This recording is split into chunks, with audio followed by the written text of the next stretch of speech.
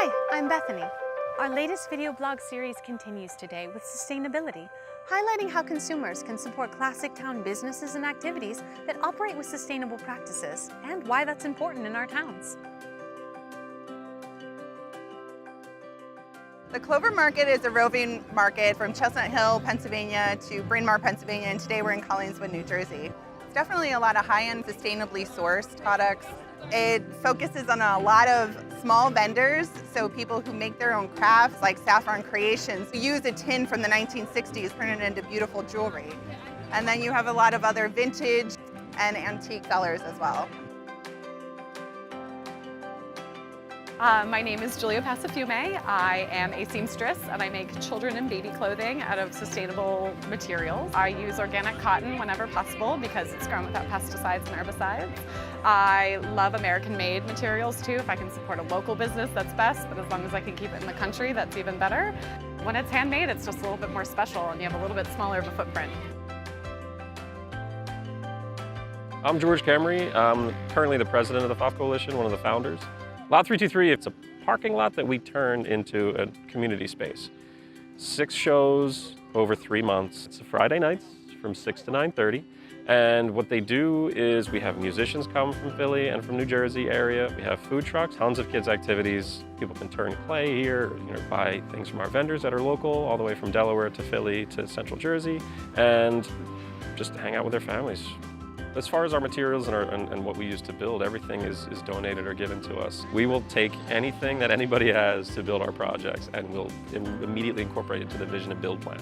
Anything that we are given, we usually give right to the city or to local businesses, Boy Scouts or the library or the churches, so that they can repurpose it themselves. For the most part, it's just this wonderful in-kind relationship that we have with so many different companies around here. And I think that is really our mission. It's as a catalyst and to galvanize people for change that can be done. And with the help of all of our volunteers and local community service organizations in the city, we've been able to kind of see it through.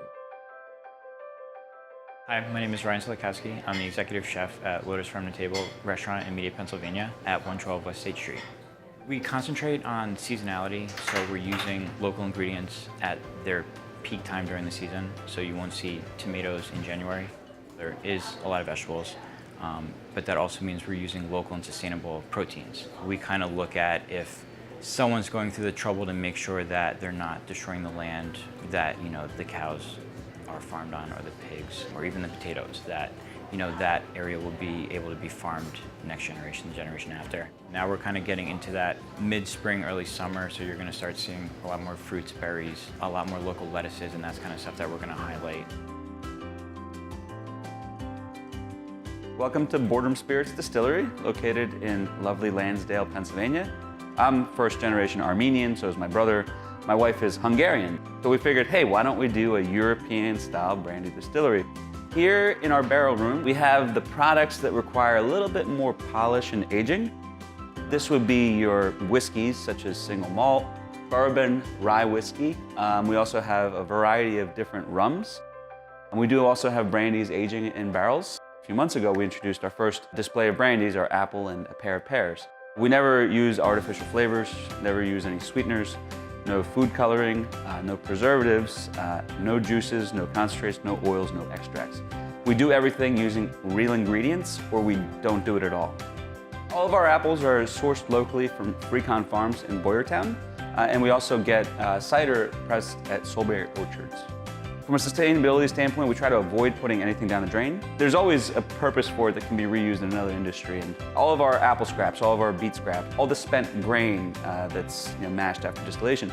We always tell our brewery and winemaking partners is that if you ever have a bad batch, don't dump it down the drain. Think of us as the recycling service. We will take it in and redistill it into a whiskey or a brandy. It's been done a long time in Europe, and there's no reason why we can't do that here. We hope you enjoyed our show today. Until next time, have a happy spring.